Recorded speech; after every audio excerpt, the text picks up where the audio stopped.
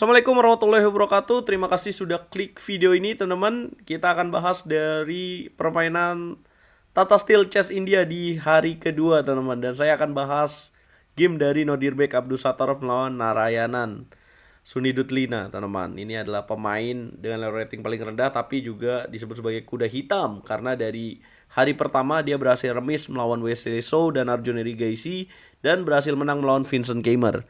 Teman-teman, ini ada game yang sangat menarik dengan permainan yang sangat brutal dan ujungnya adalah skakmat yang dimainkan oleh kedua pemain. Ya, nonton terus sampai habis. Sebelum itu jangan lupa klik tombol like dulu, share, dan subscribe. Ini gaya Michal Tal banget lah, teman-teman. Ya, Narayanan memulai dengan langkah D4, kemudian D5, dan kemudian C4, Queen Gambit. Direspon dengan diterima Queen Gambitnya. Dan kemudian putih kuda F3, hitam kuda F6, putih E3, dan hitam mainkan langsung gajah G4. Ini variasi Janowski-Larsen variation dalam pembukaan Queen Gambit, teman-teman. Kemudian putih memukul pion di petak C4. Ini bahaya banget ya ancamannya. Kalau hitam tidak hati-hati nih, ada trik yang menarik. Kalau misalkan C6, maka putih di sini bisa kuda E5 makan menteri dan kemudian checkmate. Gitu kira-kira. Nah, tapi juga bisa juga langsung makan dan kemudian kuda E5 ya, dapetin bishopnya lagi. Untung buat putih. Nah, tapi ini level Grandmaster, teman-teman, tentu tahu itu ya. Jadi hitam mainkan langkah E6, kuda C3, hitam mengembangkan kuda ke petak D7, putih H3, hitam gajah H5 mundur, putih lanjutkan dengan rokade, dan hitam C6. Memperkokoh kekuatan pada petak D5 dan coba mengeluarkan menteri ke petak B6 atau A5. Putih merespon dengan mundur gajah E2, ya, karena dari tadi dikasih sengatan terus dari gajah H5-nya. Kemudian hitam gajah E7, putih B3. Hitam melanjutkan rokade, pengembangan gajah ke petak B2 dilakukan oleh putih, hitam kuda D5. Ini formatnya catur cepat 25 menit dengan bonus waktu 10 detik setiap langkahnya ya, teman-teman. Kemudian putih A3, hitam A5, putih benteng C1, dan F5 dimainkan. Boom, mendobrak, teman-teman. Ya, kalau main biasa-biasa aja kapan menangnya? Jadi dibutuhkan langkah-langkah berani untuk memulai serangan. Itu yang dilakukan oleh Nodirbek. Kemudian kuda D2 dilanjutkan dan hitam respon dengan gajah G6, putih gajah F3 mengancam kuda dan mungkin mau parkir ke petak G2. Hitam respon dengan kuda naik ke petak F6 ya, yaitu menjaga petak E4. Tadi juga putih mau dorong E4 ya, dijaga. Dan kemudian putih kuda C4 memindahkan kuda untuk menempati petak E5, sangat krusial. Tapi Nodirbek tidak peduli, dia menyerang langsung dengan F4. Kemudian putih di sini makan lagi dengan kuda. Ya, mungkin kenapa putih mau di sini karena melihat titik E6-nya lemah ya. Kemudian putih lanjutkan dengan kuda E5, dijawab dengan gajah F5. Kemudian putih kuda E2, ya, menghilangkan kekuatan kuda di petak F4, diterima. Dimakan lagi dengan gajah, hitam kuda D5. Kuda hilang, mau datengin lagi dengan kuda ke petak F4, teman-teman. Putih gajah D3, hitam gajah D6. Kemudian ditukar gajah, dimakan oleh benteng. Ya, kemudian putih mainin langkah kuda D3. Mulai kelihatan ya, teman-teman. Mulai enak buat hitam karena hitam mungkin lebih aktif ya di sini. Dan hitam melanjutkan dengan menteri F6. Putih menteri E2. Nah, bagaimana hitam melanjutkan serangan, teman-teman? Menurut kalian? Coba nih, udah mulai bisa membaca gerakan dari Nodirbek Abdusattorov. Hari pertama dia mengalahkan Pragnananda dan dia mengalahkan Vincent Keimer ya. Dan kemudian menjadi pemimpin klasemen bersama dengan Magnus Carlsen. Ya. Hitam di sini bisa mainin langkah benteng G5 dong, ya, melanjutkan serangan untuk tujuan kita kan main catur utamanya untuk mencari raja dan dilakukan di sini. Kemudian putih merespon dengan benteng CE1 mengancam. Hitam mundur dulu benteng G6 menjaga. Kemudian putih raja H1. Sorry. Putih lebih memilih menteri M4, bukan raja H1.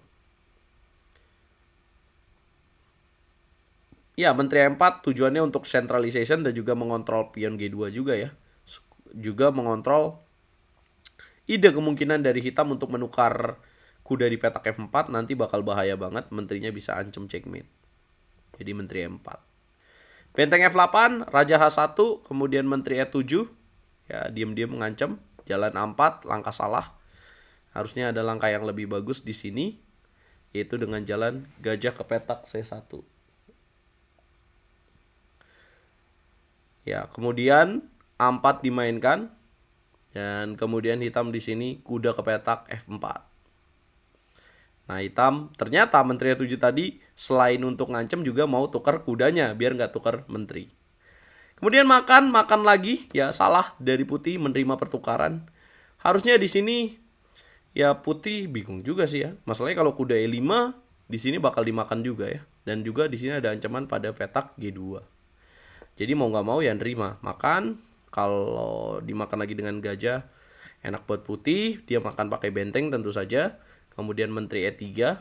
Nah, teman-teman, bagaimana melanjutkan serangan dari hitam, guys? Ada yang tahu? Ini bisa jadi video yang akan menambah kalkulasi kalian. Coba kalian pause videonya dan kalian tebak langkah terbaik hitam. Yes, ada langkah menteri G5. Boom, ancam checkmate. Ya, benteng G1 dimainkan. Kemana putih melanjutkan serangan? Menteri D5, betul sekali. Ya, menekan kembali pion di petak G2. Kemudian putih benteng E2.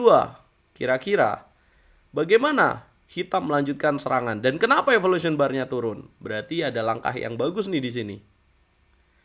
Yes, ada langkah benteng H4. Boom, mengunci petak H3. Kemudian putih menteri D3. Nggak tahu ini kenapa, padahal udah mikir lebih dari 2 menit.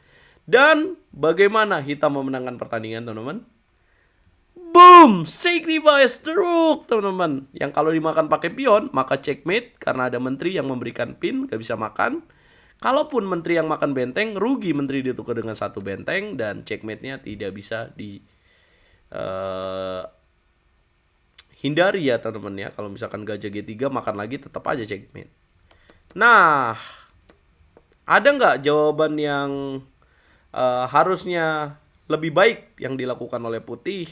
Ya tadi ya, beberapa langkah yang kurang efektif, yang seperti mundur kuda D3 yang seharusnya bisa diperbaiki. Jadi ini posisi terakhirnya, benteng G3. Boom, menyerah di sini, guys.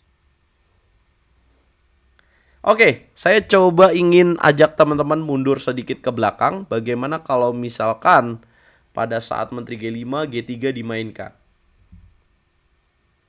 Yes, tetap saja menteri D5. Apabila raja ke petak H2, maka bisa main benteng F3. Gimana kalau misalkan menteri M4? Ya, maka akan ada menteri B3. Ini akan jadi target berikutnya untuk pemain hitam. Sangat luar biasa apa yang ditampilkan oleh Nodirbek Abdusattorov, ya. Juara dunia catur cepat termuda sepanjang sejarah yang pernah menjadi juara dunia tahun 2021 mengalahkan Magnus Carlsen. Dan ini adalah klasemen sementara setelah hari kedua. Nodirbek masih menempel ketat Magnus Carlsen dengan 5 poin, kemudian 4,5 poin, jarak setengah poin. Ya, kemudian diikuti oleh Wesley So. Teman-teman, sisa 3 babak lagi dari kategori catur cepat. Siapa yang akan keluar sebagai the winner dari kategori catur cepat ini? Karena hadiahnya akan dipisah, catur cepat dan catur kilat. Saksikan turnamennya jam 3:30 sore waktu Indonesia Barat. Hanya di YouTube RL Chess, teman-teman. Nah, sementara dari kategori ya besok siapa aja lawan yang akan dihadapi dulu ya. Besok babak ke-7 Magnus lawan Vincent Keimer, Daniel Dubov, Arjun Erigesi, Nodirbek melawan Wesley So. Ya, kemudian babak ke-8-nya ada Vincent Keimer, Vidit Gujrati, dan Nodirbek akan melawan Arjun, Magnus melawan Daniel Dubov. Ini seru sekali. Babak ke-9-nya kan ada Nodirbek melawan Magnus Carlsen. Ini yang seru dinantikan. Bisa jadi ini penentunya ya, teman-teman. Sementara dari kategori wanita yang memimpin adalah pecatur Rusia, yaitu Alexandra Goryakina dengan 5 poin, jarak 1 poin dengan Nana Zakhnidze dari Georgia, teman-teman. Nih, kakak dari Pragnananda Ramesbabu malah peringkat terakhir dengan 1 poin. Nah, turnamen ini diadakan di Kolkata, India dengan sistem catur cepat dan catur kilat, teman-teman.